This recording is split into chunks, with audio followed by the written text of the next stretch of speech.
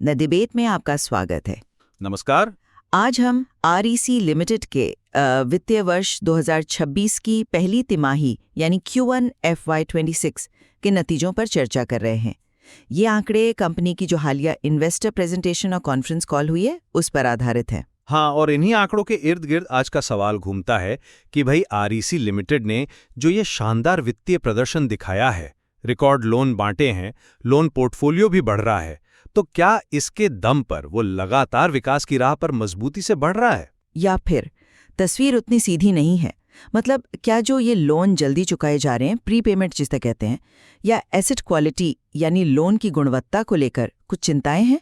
और जो कंपटीशन बढ़ रहा है, क्या ये सब चुनौतियां उसके भविष्य के जो अच्छे अनुमान लगाए जा रहे हैं उन पर कोई सवाल खड़ा करती हैं? तो इस चर्चा में मैं आरईसी की जो मजबूत फाइनेंशियल स्थिति है, रिकॉर्ड मुनाफा है और विकास की जो साफ संभावनाएं दिख रही हैं, उन्हें उजागर करूंगा। ये सब एक आप कह सकते हैं सकारात्मक भविष्य की ओर इशारा करते हैं। और मैं उन संभावित जोखिमों और कुछ अंदरूनी मुद्दों पर ध्यान केंद्रित करूंगी जो घोषित विकास दर की स्थिरता और कंपनी के भविष्य के अनुमानों पर कहीं न कहीं कुछ संदेह पैदा करते हैं। तो मेरे पक्ष से शुरू करते हैं। देखिए, Q1 FY26 के जो आंकड़े हैं वो आरईसी के इतिहास में अब तक के सबसे बेहतरीन तिमाही नतीजों में से हैं। आप देखिए, 4,451 करोड़ का तिमाही नेट प्रॉफिट है, जो पिछले साल इसी तिमाही से 29% ज्यादा है, और 59,580 करोड़ रुपए का रिकॉर्ड तिमाही डिस्बर्समेंट यानी लोन बांटना, इसमें 36% की बढ़ोतरी हुई है। तो ये आंकड़े साफ तौर पर एक मजबूत ऑपरेशनल क्षमता दिखाते हैं। हाँ, आंकड़े तो हैं प्रभावशाली, इसमें कोई शक नहीं। और ये सिर्फ ऊपर ऊपर की बात नहीं है। लोन बुक वो 5.85 लाख करोड़ के अपने उच्चतम स्तर पर है, और अहम बात यह है कि इसमें रिन्यूएबल एनर्जी का हिस्सा तेजी से बढ़कर 11% हो गया है। पिछले साल की तुलना में ये करीब 49% की शानदार वृद्धि है। तो ये दिखाता है कि कंपनी भविष्य की ऊर्जा ज़रूरतों के साथ तालमेल बिठा रही है। एसेट क्वालिटी की बात करें तो ग्रॉस एनपीए गिरकर 1.05% और नेट एनपीए वो सिर्फ 0.24% रह गया है। प्रबंधन तो ये भी कह रहे हैं कि इस वित्त वर्ष के अंत तक नेट जीरो एनपीए का लक्ष्य है उनका। और टीआरएन एनर्जी जैसा पुराना अटका हुआ लोन था, उसका समाधान भी इसी तिमाही में हुआ है। इसके साथ ही AAA घरेलू रेटिंग, सॉवरन के बराबर अंतर्राष्ट्रीय रेटिंग और 23.98% का मजबूत कैपिटल एडिक्वेसी रेशियो, जो रेगुलेटरी ज़रूरत 15% से कहीं ज़्यादा है, ये सब भविष्य के विकास के लिए एक ठोस आधार देते हैं। मैनेजमेंट ने FY26 के लिए 12% लोन ग्रोथ का भरोसा भी जताया है, और नेट इंटरेस्ट मार्जिन यानी निम। ठीक है, आपने एक मजबूत तस्वीर पेश की है। अब जरा सिक्के का दूसरा पहलू देखते हैं। मैं विकास दर से शुरू करता हूँ। हाँ, डिसबर्समेंट रिकॉर्ड है, मानता हूँ, लेकिन लोन बुक ग्रोथ का लक्ष्य 12% क्यों रखा गया है, जबकि पहले तो ये 17-18% के आसपास की बात करते थे? क्या ये सिर्फ एक स्वाभाविक ठहराव है, या ये संकेत है कि जो इनका मुख्य बिजनेस है पावर फाइनेंसिंग का, वो कहीं सैचुरेट हो रहा है? कॉन्फ्रेंस कॉल से ये भी पता चला कि सिर्फ इसी तिमाही में करीब 15,000 करोड़ रुपए के लोन का प्रीपेमेंट हुआ है। इसमें एनटीपीसी और अडानी जैसे बड़े ग्राहक भी शामिल हैं। पिछले साल तो लोन बुक का लगभग 26% हिस्सा प्रीपेमेंट या रन ऑफ में चला गया था। अब इतनी बड़ी रकम का वापस आना वो नेट ग्रोथ को मुश्किल बना देता है, भले ही आप कितना भी नया लोन क्यों ना दें। ये एक महत्वपूर्ण बिंदु है, इस पर बात करेंगे। बिल्कुल, आप जारी रखें। संपत्ति की गुणवत्ता पर आते हैं। Net NPA 0.24%। सुनने में तो बहुत अच्छा लगता है, लेकिन क्या ये पूरी तरह से फंडामेंटल सुधार है? इसी तिमाही में 620 करोड़ रुपए का प्रोविजन रिवर्सल हुआ है, यानी पहले जो पैसा संभावित नुकसान के लिए अलग रखा गया था, उसे वापस मुनाफे में जोड़ा गया है। हाँ, इसमें टीआरएन एनर्जी का समाधान शामिल है, पर एक बड़ा हिस्सा जैसे टेनजेंको जैसे बोरोवर्स की रेटिंग अपग्रेड हुई, या फिर एलजीडी यानी लोन डिफॉल्ट होने पर कितना नुकसान होगा, इसके अनुमानों में बदलाव हुआ, उसके कारण भी है। तो ये आंकड़ों का मैनेजमेंट कितना है और वास्तविक सुधार कितना? और तेलंगाना का जो कालेश्वरम प्रोजेक्ट है, जिस पर कंपनी का अच्छा खासा एक्सपोजर है, वो 1.5 साल से स्टेज 2 में अटका है। मतलब प्रोजेक्ट अभी पूरा नहीं हुआ है और रेगुलर पेमेंट शुरू नहीं हुई है। हालांकि सरकार कुछ भुगतान कर रही है, ये बात सही है, पर बाहरी रिपोर्ट्स और सरकारी समितियों ने इसकी फिजिबिलिटी पर सवाल उठाए हैं। अब सरकारी गारंटी कितनी सुरक्षित है जब प्रोजेक्ट पर ही प्रश्न चिन्ह हो, और क्या ये नेट जीरो एनपीए का लक्ष्य सच में यथार्थवादी है, जबकि अभी भी 11 एनपीए खाते बाकी हैं, कुल 6,147 करोड़ रुपए के। आरबीआई के नए नियम भी अक्टूबर से आ रहे हैं, जो अंडर कंस्ट्रक्शन प्रोजेक्ट्स पर 1% अतिरिक्त प्रोविजनिंग की मांग करेंगे। मैनेजमेंट कह रहा है कि असर मामूली होगा, पर क्या ये भविष्य में दबाव नहीं डालेगा? और आखिर में इंफ्रास्ट्रक्चर में विस्तार की बड़ी बड़ी योजनाएं हैं, जैसे महाराष्ट्र सरकार के साथ 1 ट्रिलियन का एमओयू साइन किया है। कुल सैंक्शंस देखें तो 1.4 ट्रिलियन के हैं, लेकिन पैसा बंटा कितना? अब तक सिर्फ 18,000 करोड़। ये धीमी रफ्तार थोड़ी चिंताजनक है। और क्या मैनेजमेंट कंपटीशन को, जैसे आईआरएफसी को, कम आंक रहा है? चलिए इन चिंताओं पर एक एक करके बात करते हैं। सबसे पहले विकास दर। देखिए 17-18% से 12% पर आना, मैं इसे बाजार की मैच्योरिटी के तौर पर देखती हूँ। पावर सेक्टर एक स्थापित सेक्टर है और इसमें 12% की वृद्धि दर भी काफ़ी अच्छी मानी जानी चाहिए, खासकर जब लोन बुक का बेस इतना बड़ा हो गया हो। Q1 में 1 लाख करोड़ से ज़्यादा के लोन सैंक्शन हुए और रिकॉर्ड डिसबर्समेंट हुआ। ये बताता है कि मांग तो बनी हुई है। अब बात करते हैं प्रीपेमेंट की। हाँ, 15,000 करोड़ एक तिमाही में ध्यान खींचता है, लेकिन इसका कॉन्टेक्स्ट समझना ज़रूरी है। एनटीपीसी ने बॉन्ड मार्केट से सस्ता पैसा उठाया, ये तो उनकी मजबूती दिखाता है, आरईसी की कमजोरी नहीं। अडानी अक्सर ऐसा करते हैं कि मौजूदा लोन चुकाकर नए बड़े लोन के लिए जगह बनाते हैं, और उन्होंने तुरंत नए लोन के लिए अप्लाई भी किया है, ऐसा मैनेजमेंट ने बताया। कॉन्फ्रेंस कॉल में ये भी बताया गया कि बाकी जो प्रीपेमेंट है वो आरबीपीएफ जैसी योजनाओं से है, जो राज्यों को डिस्कॉम सुधारने में मदद करती हैं, और वहाँ ये अपेक्षित था।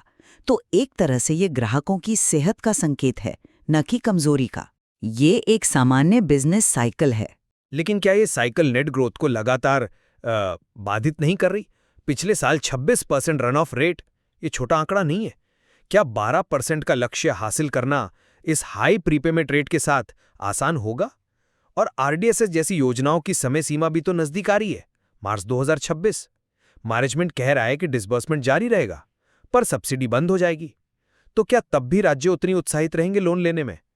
और ये जो इंफ्रा डिसबर्समेंट इतना धीमा है, इसका क्या कारण है? सिर्फ ये कह देना कि प्रोजेक्ट कॉम्प्लेक्स होते हैं वो काफी नहीं लगता। क्या राज्यों के पास फंड की कमी है, या ये एमओयू कुछ ज्यादा ही आशावादी थे? देखिए, इंफ्रा प्रोजेक्ट्स में समय लगता ही है। एमओयू इरादे दिखाते हैं, वास्तविक डिसबर्समेंट्स तो ज़मीनी प्रगति के साथ ही जुड़ा होता है। जहाँ तक 12% लक्ष्य का सवाल है, मैनेजमेंट ने साफ कहा है कॉन्फ्रेंस कॉल में कि वे इसे लेकर आश्वस्त हैं, क्योंकि सैंक्शन्ड पाइपलाइन मजबूत है और पावर डिमांड लगातार बढ़ रही है। रिन्यूएबल एनर्जी और इंफ्रास्ट्रक्चर से भी भविष्य में ग्रोथ को समर्थन मिलेगा। तो मुझे लगता है ये लक्ष्य हासिल करने योग्य है। ठीक है, अब संपत्ति की गुणवत्ता और जोखिम पर आते हैं। नेट एनपीए 0.24%, अच्छा है। टीआरएन का समाधान हुआ, वो भी सकारात्मक है। लेकिन कालेश्वरम का मुद्दा वो बना हुआ है। 1.5 साल से स्टेज 2 में रहना ये सामान्य नहीं है। आप कह रहे हैं कि सरकारी गारंटी है और राज्य भुगतान कर रहा है, लेकिन अगर प्रोजेक्ट की व्यवहार्यता पर ही, मतलब उसकी फीजिबिलिटी पर ही गहरे सवाल हों, तो क्या गारंटी हमेशा बनी रहेगी? ये एक रेजिडुअल रिस्क तो है। और नेट जीरो एनपीए का लक्ष्य, 11 खाते अभी भी बकाया है 6,147 करोड़ रुपए। मैनेजमेंट को उम्मीद है कि इस साल 700-800 करोड़ की रिकवरी होगी, पर क्या ये नेट जीरो तक पहुंचने के लिए काफी है, खासकर जब कुछ खाते लिक्विडेशन में हैं, जहां रिकवरी अनिश्चित होती है? कि मैनेजमेंट ने कॉन्फ्रेंस कॉल में कालेश्वरम पर पूरा भरोसा जताया है। उनका कहना है कि प्रोजेक्ट के कैश फ्लो को राज्य के बजट से समर्थन प्राप्त है और भुगतान नियमित है। वे इसे स्टेज 3 यानी एनपीए में जाने की उम्मीद बिल्कुल नहीं करते। जहां तक नेट जीरो एनपीए के लक्ष्य की बात है, हाँ, ये एक महत्वाकांक्षी लक्ष्य है और मैनेजमेंट इसे हासिल करने के लिए प्रतिबद्ध लगता है। टीआरएन के 270 करोड़ के अलावा 700 से 800 करोड़ की अतिरिक्त रिकवरी की जो उम्मीद है, वो इसी दिशा में एक कदम है। एनपीए पर 77% का प्रोविजन कवरेज रेशो और स्टैंडर्ड एसेट्स पर लगभग 0.9% का ईसीएल प्रोविजन, जो आरबीआई की न्यूनतम 0.4% की ज़रूरत से काफ़ी ज़्यादा है, ये पर्याप्त सुरक्षा देते हैं।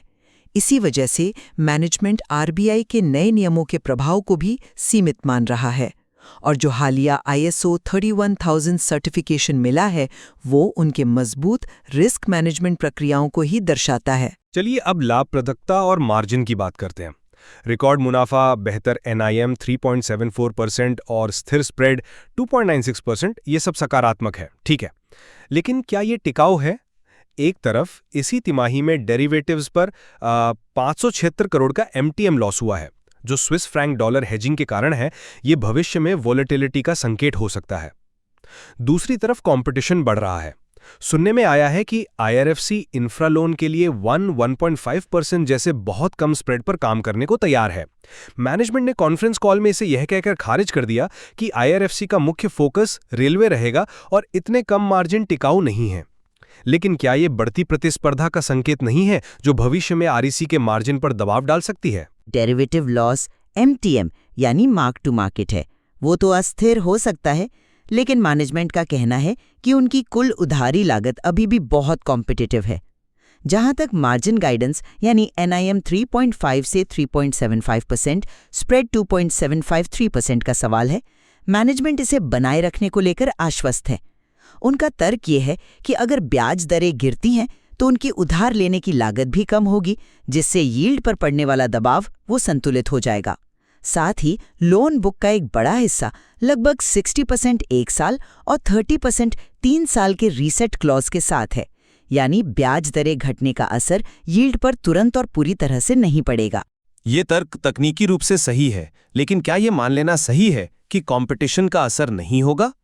IRFC भले ही अभी रेलवे पर केंद्रित हो, लेकिन बाजार में और भी खिलाड़ी आ सकते हैं। क्या REC को मौजूदा यील्ड्स और मार्जिन बनाए रखने की जरूरत नहीं है, ताकि भविष्य की ग्रोथ के लिए जरूरी कैपिटल बेस बनता रहे? बहुत कम मार्जिन पर काम करने वाले प्रतियोगी शायद लॉन्ग टर्म में टिक ना पाएं, लेकिन क्या वो शॉर्ट टर्म में REC को दरें कम करने पर मजबूर नहीं कर सकते, खासकर इंफ्रा जैसे नए क्षेत्रों में जहां वो अपनी पैठ बनाना चाहते हैं? मैनेजमेंट इस प्रतिस्पर्धा से अवगत है। उन्होंने कॉन्फ्रेंस कॉल में कहा भी कि पावर और इंफ्रा का बाजार इतना बड़ा है कि कई खिलाड़ियों के लिए जगह है। REC का जो अनुभव है, सेक्टर की समझ है और ग्राहकों के साथ जो लंबे रिश्ते हैं, वो उसे एक मजबूत स्थिति में रखते हैं। वे जरूरत पड़ने पर प्रतिस्पर्धी बने रहने के लिए कदम उठा सकते हैं, जैसा कि वे रिन्यूएबल सेक्टर में करते भी हैं, जहां वो कम दरों पर फाइनेंसिंग कर रहे हैं। मार्जिन को एक निश्चित दायरे में बनाए रखना सिर्फ मुनाफे के लिए नहीं, बल्कि कैपिटल एडिक्वेसी रेशियो को मजबूत रखने और भविष्य की ग्रोथ को सेल्फ फंड करने के लिए भी जरूरी है। इसलिए वे मार्जिन पर बहुत ज्यादा समझौता शायद न करें। तो संक्षेप में कहूं तो REC ने Q1 FY26 में असाधारण प्रदर्शन किया है। रिकॉर्ड मुनाफा, रिकॉर्ड डिसबर्समेंट, बढ़ती लोन बुक खासकर रिन्यूएबल्स में और घटते NPA, ये सब एक मजबूत कंपनी की तस्वीर पेश करते हैं। भूमिका के साथ कंपनी 12% ग्रोथ का लक्ष्य हासिल करने और शेयरधारकों को पुरस्कृत करने के लिए मुझे लगता है अच्छी स्थिति में है। जोखिमों का प्रबंधन भी सक्रिय रूप से किया जा रहा है। दूसरी ओर मेरा निष्कर्ष ये है कि हेडलाइन नंबरों के पीछे कुछ महत्वपूर्ण चिंताएं छिपी हुई हैं। ग्रोथ गाइडेंस में कमी और ये जो हाई प्रीपेमेंट रेट्स हैं, ये सवाल उठाते हैं कि भविष्य की नेट ग्रोथ कितनी मजबूत रहेगी। कालेश्वरम जैसे प्रोजेक्ट से जुड़ा एक अवशिष्ट जोखिम बना हुआ है और संपत्ति की गुणवत्ता में सुधार का एक हिस्सा कहीं न कहीं आंकड़ों के समायोजन से भी आया है। इंफ्रास्ट्रक्चर में विस्तार की गति धीमी है और भविष्य में मार्जिन पर प्रतिस्पर्धा का दबाव पड़ सकता है। नेट जीरो NPA जैसे लक्ष्य महत्वाकांक्षी हैं, हाँ, लेकिन उनकी प्राप्ति अभी अनिश्चित है। कंपनी का भविष्य इन चुनौतियों से प्रभावी ढंग से निपटने की मैनेजमेंट की क्षमता पर निर्भर करेगा। तो ये थे REC लिमिटेड के हालिया प्रदर्शन और भविष्य की संभावनाओं पर दो अलग-अलग नजरिए, जो कंपनी द्वारा प्रस्तुत आंकड़ों और कॉन्फ्रेंस कॉल की जानकारी पर आधारित हैं। एक तरफ मजबूत प्रदर्शन और स्पष्ट ग्रोथ प्लान है, और दूसरी तरफ कुछ वास्तविक जोखिम और अनिश्चितताएं हैं जिन पर नजर रखने की जरूरत है।